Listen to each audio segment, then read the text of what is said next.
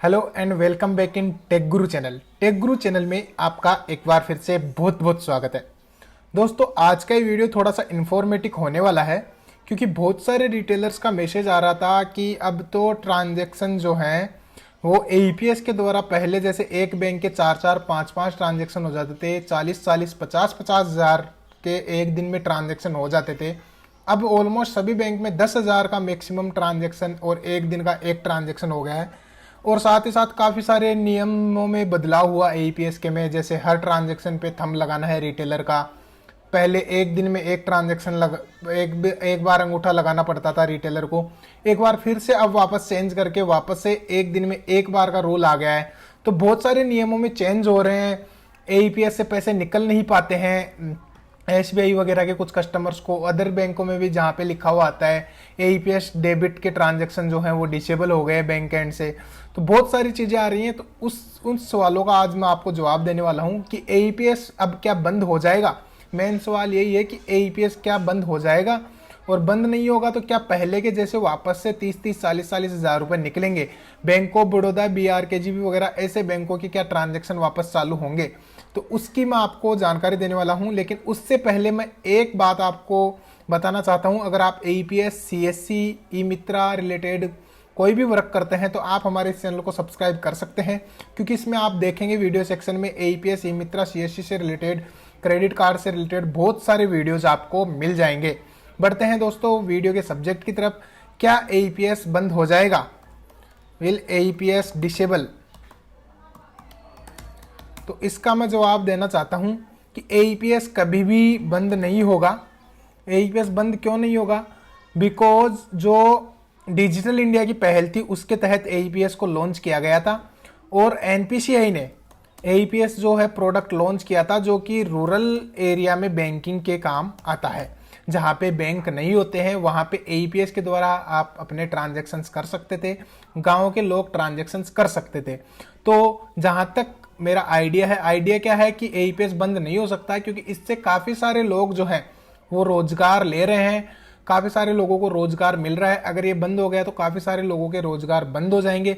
और अगर एईपीएस बंद हो गया तो जो आपके सीएसपी पॉइंट चलते हैं वो भी दोस्तों एईपीएस के थ्रू ही ट्रांजैक्शन करते हैं, तो वो भी बंद हो जाएंगे। तो बैंक कभी भी ऐसा नहीं चाहेगा, एनपीसीआई भी नहीं चाहेगा कि एईपीएस बंद हो जाए। अभी धीरे धीरे एनपीसीआई ने और आधार यूआईडीआई ने मिलके L1 डिवाइसेज का प्रचलन किया है, जिसके तहत L1 डिवाइस में सिर्फ ओरिजिनल बायोमेट्रिक ही स्कैन होगी। जी हाँ दोस्तों, ओरिजिनल बायोमेट्रिक ही स्कैन हो पाएगी। जैसे पहले कोई क्लोन वगैरह करके स्कैन करते थे वो सब नहीं हो पाएंगे L1 डिवाइस में। इसके साथ ही जैसे ही L1 डिवाइस का दोस्तों वो आया अपना मैंडेटरी होने का, पहले 30 जून था, अभी 31 जुलाई कर दिया है, तो 31 जुलाई से L1 ही काम करेगा। तो जैसे ये रूल आए, अब पहले जो पर डे में रिटेलर को पर ट्रांजैक्शन पे थंब लगाना पड़ता था वो अभी दोस्तों ओनली एक बार लगाना पड़ता है। तो अब वापस से यही नियम कर दिया कि एक बार सिर्फ रिटेलर का थंब लगेगा, अब बार बार रिटेलर को थंब लगाने की जरूरत नहीं है। इसका मतलब जो पहले का सिस्टम था उसकी ओर अग्रसर है एईपीएस, यानी कि अब आपके ट्रांजैक्शन वापस से बढ़ने स्टार्ट हो जाएंगे धीरे धीरे। काफी सारे बैंक्स जैसे बीओबी वगैरह, बीआरकेजीबी वगैरह के ट्रांजैक्शन नहीं हो पाते हैं वो वापस चालू हो रहे हैं। अब आप कहेंगे कैसे चालू हो रहे हैं, क्या हो रहे हैं, इसकी भी मैं जानकारी आपको बताऊंगा इसी वीडियो में कि कैसे आपके बीओबी, बीआरकेजीबी वगैरह के ट्रांजैक्शंस हो सकते हैं। तो दोस्तों, आपको इस वीडियो में मैंने बताया है कि एईपीएस डिसेबल नहीं होगा। अगर आप एईपीएस का काम करते हैं, बेशक आपके ट्रांजैक्शंस आधे हो गए होंगे, आधे से भी कम हो गए होंगे, प्रॉफिट कम हो गया होगा, लेकिन आपको बंद नहीं करना है, क्योंकि कस्टमर अगर आपके पास में जुड़े रहेंगे और वापस से एईपीएस के पहले जैसे ट्रांजैक्शन होने लग जाएंगे तो आपको उसमें काफ़ी ज़्यादा प्रॉफिट होने वाला है।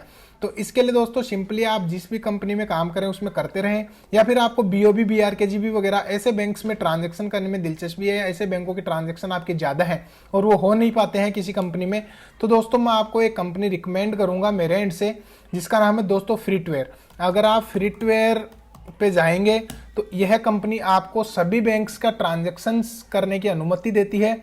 ऑलमोस्ट बैंक्स के ट्रांजैक्शन हो जाते हैं इसमें, साथ ही साथ हाईएस्ट कमीशन भी आपको यहाँ पे देखने को मिलेगा। तो मैं कमीशन स्ट्रक्चर ओपन करता हूं। देखिए एईपीएस में 15 रुपए तक का कमीशन आपको देखने को मिलेगा, इंस्टेंट कमीशन है। साथ ही साथ सबसे सस्ता मनी ट्रांसफर 50,000 रुपए पे सिर्फ 40 रुपए चार्ज लगेगा। माइक्रो एटीएम पे भी 13 रुपए 25 पैसे तक कमीशन मिलेगा। रिचार्ज में भी अच्छा खासा कमीशन है, 2.80% तक का है जो कि इंस्टेंट है। मनी ट्रांसफर आधार पे भी मिलेगा, जिन बैंकों से ट्रांजैक्शन नहीं हो पाते आप आधार पे के थ्रू कर पाएंगे। पैन कार्ड की सर्विस मिल जाएगी आपको, यूटीआई और एनएसडीएल दोनों की। तो दोस्तों इस प्रकार से आपको सारी सर्विसेज मिल जाएंगी। इसका लिंक मैं आपको डिस्क्रिप्शन में दे दूंगा। अगर आपको आईडी लेनी है तो आप सिंपली साइन अप पे जा सकते हैं, डायरेक्ट इनकी वेबसाइट पे जाके, या डिस्क्रिप्शन में भी जा सकते हैं।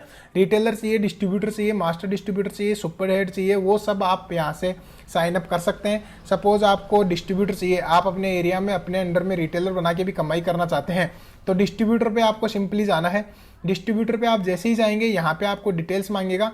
डिटेल्स आपको फिल करनी है, आपका नाम, डेट ऑफ बर्थ, पूरा एड्रेस आपको भरना है, स्टेट का नाम भरना है, आपके डिस्ट्रिक्ट का नाम भरना है, पिन कोड, फोन, ईमेल, आधार, और जो भी चार्ज है ये फ्लक्चुएट होता रहता है, ये ऑफर में बहुत कम चल रहा है, तो जो भी चार्ज है वो आपको पे करना है। और पे करके आपको आईडी बना लेनी है, जिससे आप अपने एरिया में रिटेलर वगैरह बना पाएंगे और आप खुद भी ट्रांजेक्शन्स कर पाएंगे।